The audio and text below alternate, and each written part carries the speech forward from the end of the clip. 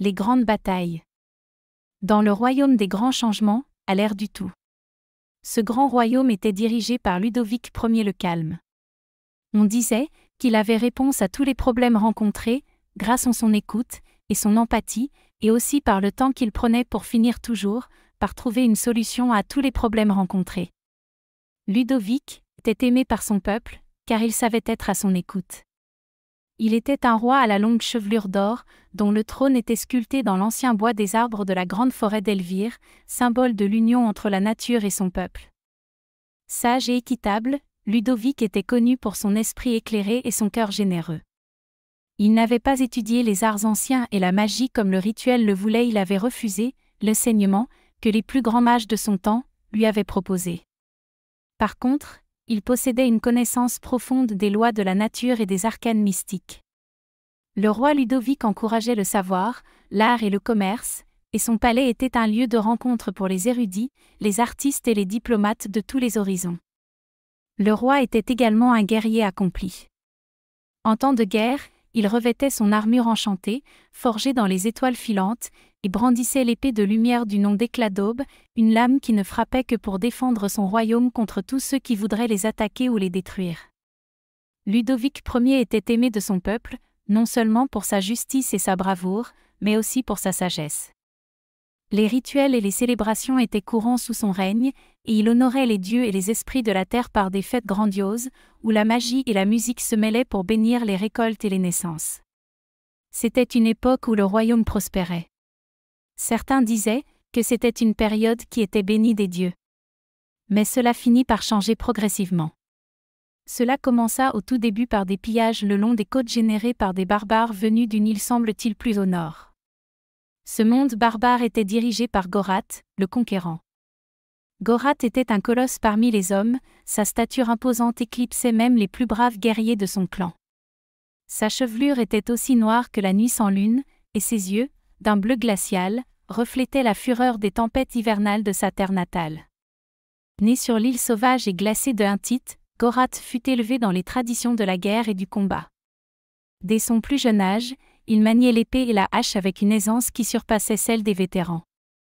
Les anciens disaient qu'il avait été béni par les dieux de la guerre, tant sa force et son courage étaient grands. En tant que chef, Gorath menait son peuple avec une main de fer. Il unifia les tribus barbares dispersées, sur l'île, transformant des guerriers solitaires en une armée redoutable. Sous sa bannière, les barbares étaient principalement des pillards, ils lançaient constamment des pillages ou des raids, dans les royaumes voisins, pour pouvoir survivre, car leurs terres étaient désolées, notamment à cause du grand froid qui y régnait. Gorath inspirait la crainte et respect. Il était connu pour ses rituels avant la bataille, où il invoquait les esprits des ancêtres et demandait leur bénédiction pour la victoire. Il portait des amulettes et des talismans forgés dans les os de ses ennemis, croyant qu'ils lui conféraient protection et puissance. Malgré sa réputation de guerrier impitoyable, Gorath possédait un sens de l'honneur inébranlable. Il respectait les adversaires qui se montraient braves et justes, mais en fait il n'était pas si loyal que ça et son arme favorite en fait était le poison.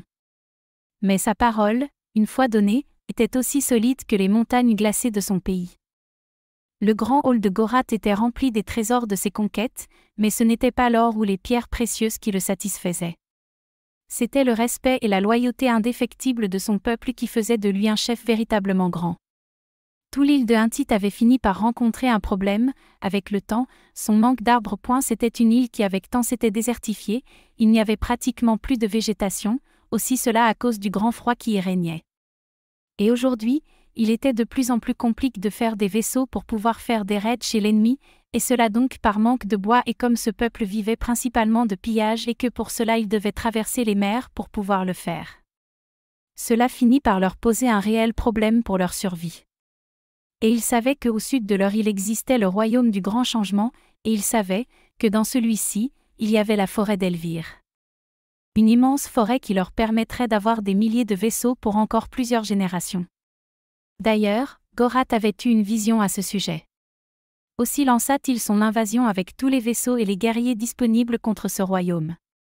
C'était une flotte immense, une forêt de masse qui allait pour combattre, pour prendre une autre forêt, la forêt d'Elvire dans le royaume du roi Ludovic Ier. Cette grande horde finit par arriver sur les côtes du royaume des grands changements et finit par y débarquer tranquillement, car a priori aucune armée ne les attendait. Donc ils commencèrent par se diriger vers sa capitale où il y avait le château du grand roi Ludovic, rasant tout sur le passage, tuant tout être vivant ou mettant en esclavage les survivants.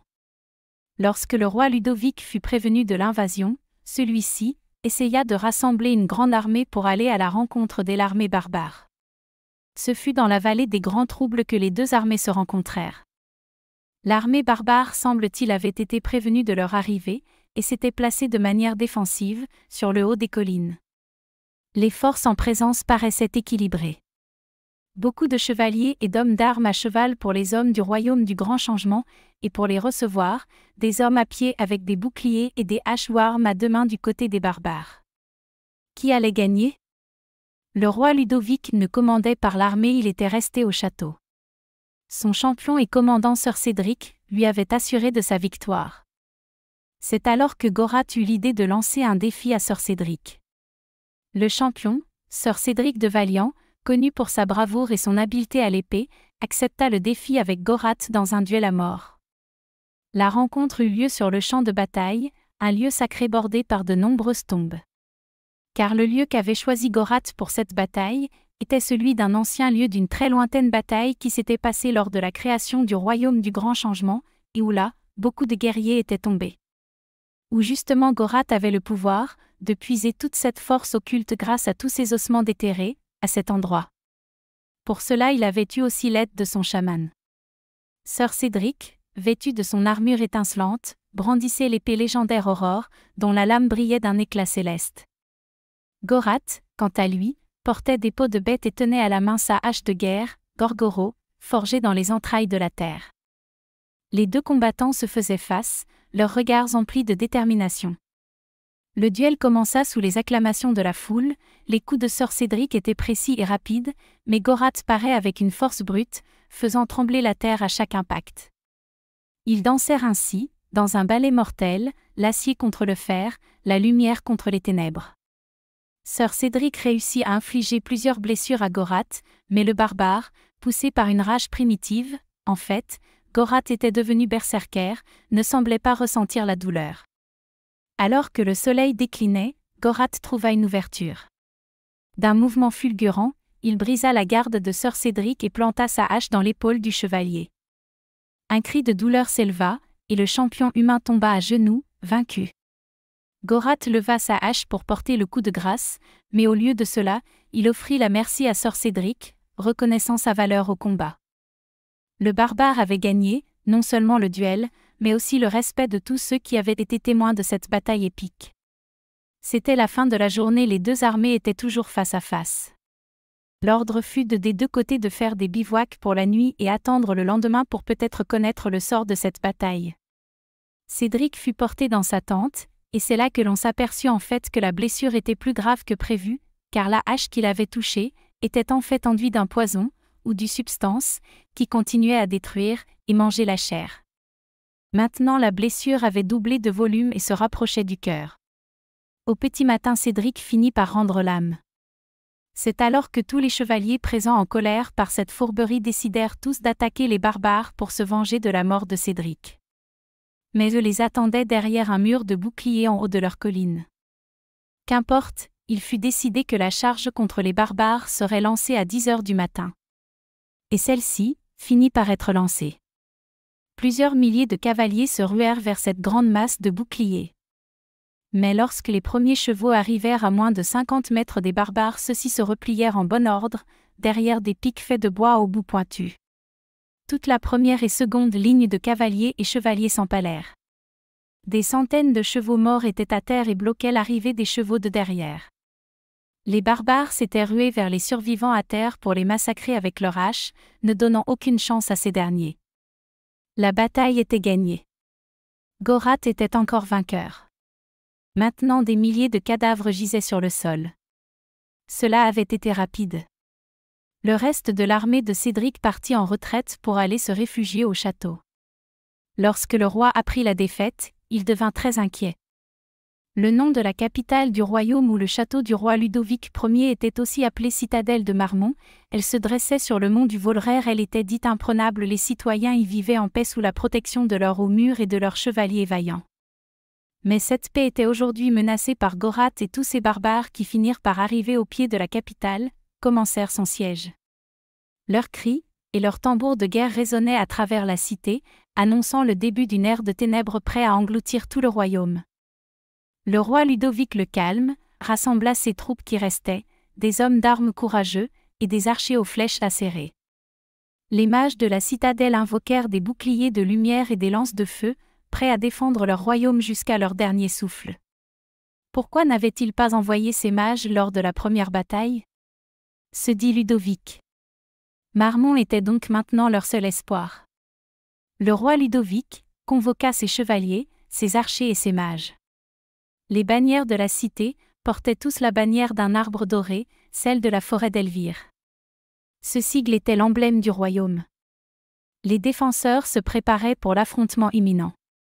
L'aube du destin arriva, et avec elle, le fracas des armes et les cris de bataille. Les archers de Marmont décochèrent une pluie de flèches, transformant le ciel en un voile mortel. Les mages tissèrent des sortilèges, leurs incantations faisant jaillir des éclairs et des boules de feu qui fauchaient les rangs ennemis. Gorat, du haut de son destrier noir, leva un bâton d'ébène, celui que son chaman lui avait offert pour sa dernière victoire, et une vague d'ombre engloutit les premières lignes de la défense. Mais le courage des hommes de Marmont ne faiblit point. Leur foi en la lumière était inébranlable, et sous la conduite du roi Ludovic, ils repoussèrent les ténèbres. Le clou de la bataille fut le duel entre le second champion du royaume Éric dit le Valeureux et Gorat. L'épée d'Éric, éclat d'aube, que le roi Ludovic lui avait prêté croisa le bâton maudit de Gorat dans un choc d'énergie pure. Le combat fut titanesque, chaque coup résonnant comme le tonnerre. Finalement, avec un cri qui perça le tumulte, Gorat brisa la défense d'Éric et plongea le couteau qu'il avait dans sa main gauche dans la gorge non protégée d'Éric. Une sombre explosion d'une noirceur sans nom balaya le champ de bataille. On ne voyait plus le soleil, c'était comme un jour d'éclipse solaire, ou était-ce la nuit ? C'est à ce moment-là qu'une deuxième vague de barbares attaqua le château. Les barbares chargèrent avec une fureur inégalée, leurs haches s'abattant sur les boucliers des défenseurs. Les murs de la forteresse tremblèrent sous l'assaut des machines de guerre ennemies, et le fracas des épées contre les armures résonnait comme le tonnerre. Les humains luttèrent avec bravoure, mais les barbares étaient innombrables. Gorat était toujours, monté sur un destrier massif, pris à l'ennemi lors de la dernière bataille. Afin que tous ces guerriers puissent le voir. Il fendait les rangs ennemis, sa hache écarlate de sang. Les défenseurs tombaient un à un, leurs armures brisées, leurs espoirs anéantis. C'est alors que Gorat parvint jusqu'au roi Ludovic. Celui-ci avait récupéré l'épée lueur d'aube laissée à terre par Éric, des hommes avaient réussi à la reprendre, et ils lui avaient rapporté, certifiant que Éric était bien mort. Le duel entre Ludovic et Gorat commença. Alors que celui-ci atteignait son paroxysme, un silence soudain tomba sur le champ de bataille. Les deux adversaires, épuisés, se tenaient face à face, leurs armes chargées de puissance magique. Avec un dernier effort, Ludovic porta un coup décisif, mais au moment où l'épée lumière d'aube allait frapper Gorat, une ombre se glissa derrière le roi.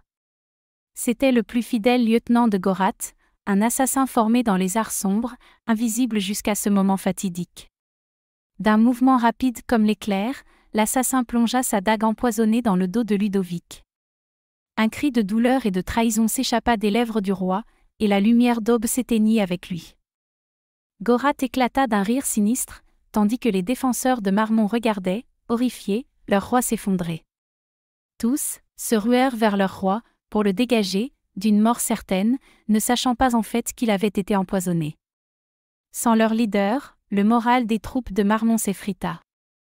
Les mages et les chevaliers combattirent avec bravoure, mais la perte de leur roi fut un coup dont ils ne se remirent pas. Un à un, ils tombèrent sous les assauts incessants des forces barbares.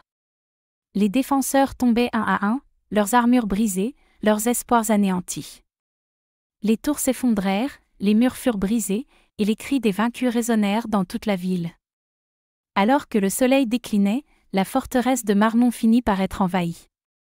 Les barbares, criant leur victoire, hissèrent leur étendard au sommet des tours qui restaient. Le roi Ludovic, blessé et vaincu, arriva à fuir. Tous les survivants avaient pour ordre de se réfugier dans la forêt d'Elvire et les portes de la citadelle de Marmont, enfin ce qui en restait, s'ouvrirent pour accueillir le nouveau maître Gorat. Cette ville avait fini par être à moitié détruite par ce terrible combat. La chute de la forteresse de Marmont marqua la fin d'une époque et le début d'un règne barbare sur les terres du royaume des grands changements. Les bardes chanteraient cette bataille pendant des siècles, non pas comme un hymne à la gloire, mais comme un lamentable récit de courage face à une force irrésistible. Mais le but des barbares n'était pas véritablement atteint. Car la résistance par les survivants qui restaient, et le but premier de cette guerre, c'était la forêt d'Elvire tant convoitée, et qui, elle, était toujours sur l'heure du bon roi Ludovic Ier. Certes, le roi était toujours mourant. Il était maintenant dans la ville d'Auçon.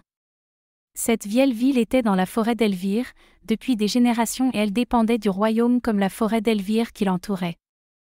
Les derniers magiciens avaient réussi là encore à créer un champ de force qui protégeait la forêt, mais ils savaient qu'ils ne pourraient pas faire cela éternellement.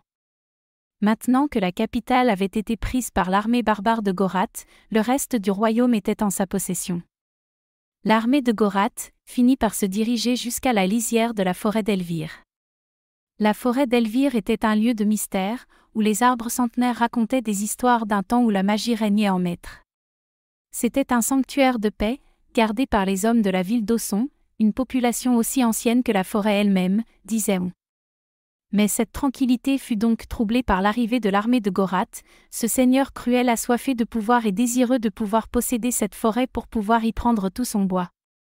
Ces barbares avec leurs haches et boucliers et habillés pour la plupart de peau de bête, attendirent que le champ de force faiblisse pour enfin qu'ils finissent par disparaître pour commencer à pénétrer dans la forêt, déterminés à conquérir Elvire. Leur chaman avait aidé à cela usant ce bouclier magique, grâce à des pouvoirs maléfiques. Ce champ de force créé par les magiciens finit par céder. Tous les survivants et les guerriers de d'Auçon se préparèrent à défendre leur demeure. Ils invoquèrent les esprits de la forêt, les dryades et les faucons de feu, et se camouflèrent parmi les feuillages, prêts à surprendre l'envahisseur. Leur principale arme était l'arc. Ils laissèrent l'armée de Gorat pénétrer dans la forêt. Gorat qui, lui, était maintenant monté sur son trône de fer, porté par ses esclaves. Il observait la scène avec mépris. Il leva son bâton d'ébène d'une main et de l'autre une hache que l'on disait maudite, et des nuées de corbeaux noirs s'abattirent sur la ville d'Auçon, obscurcissant le ciel. Mais tous les habitants avaient fui plus loin dans la forêt, seuls les guerriers en dehors de la ville cachés dans les arbres attendaient l'arrivée de l'armée barbare qui se dirigeait dans la forêt vers la ville d'Auçon. Le crépuscule tomba, et avec lui débuta la bataille. Ils surgirent de l'ombre, leurs flèches sifflant à travers les branches, chaque tir trouvant sa cible. Les créatures de la forêt se joignirent à eux, les loups et les ours attaquant avec une fureur sauvage. Tout d'un coup la bataille fit rage toute la nuit. Ils décochèrent leurs flèches de leurs arbres avec précision et agilité, l'armée de Gorat était implacable mais beaucoup commencèrent à tomber dans leurs rangs par ces nuées de flèches qui semblaient venir de nulle part. C'est à ce moment-là que le roi Ludovic, quelque part dans la forêt entouré de rescapés nobles d'Auçon, finit par mourir, à cause du poison qu'il avait reçu lors de l'affrontement avec Gorat. Maintenant c'est son fils Willy le fondateur, qui allait prendre sa place. Mais en fait, celui-ci était trop jeune pour cela. Car il n'avait encore que de 12 ans, et il était dit qu'il ne pourrait régner qu'à partir de ses 16 ans. La reine avait péri lors de l'attaque du château, elle avait été défenestrée d'une de ses fenêtres de ses appartements qui se trouvaient dans la partie du château qui avait fini par être détruit. Donc en fait personne n'était plus à la tête du royaume. C'est alors que Gorat finit par recevoir une flèche, puis une autre, jusqu'à ce qu'il devienne criblé par elle, il n'avait pu s'enfuir de son trône de fer porté par ses esclaves. Il finit lui aussi par trépasser. La lune maintenant était haute, et toute la horde barbare finirent par fuir le combat. Tous quittèrent la forêt laissant Gorat mort criblé de flèches sur son trône de fer. L'armée de Willy ne les poursuivit pas tout de suite. Elle les laissa fuir. Au petit matin, alors que les premiers rayons de soleil perçaient la canopée, un cri de joie déchira le ciel. Ils avaient gagné. La forêt d'Elvire resterait libre. Petit à petit, avec le temps, les troupes barbares finirent par rentrer sur leur île de départ, laissant le royaume des grands changements sous la régence de Willy le fondateur, qui reconstruit la capitale du royaume en la rebaptisant du nom de Luder en souvenir de son père. Un nouvel ère pouvait commencer, mais cela vous sera raconté dans un prochain récit. Aparté, on dit que déjà Faltache le sorcier avait participé à cette invasion. Venait-il donc de ce monde barbare, de cette île du nom de Lintite? Comment avait-il réussi à survivre à la grande bataille de la forêt d'Elvire où Gorath avait fini par y mourir? Serait-ce donc à partir de ce moment-là qu'il commença à vivre dans la forêt d'Elvire? Que de questions, qui, j'espère un jour, pourront toutes être élucidées.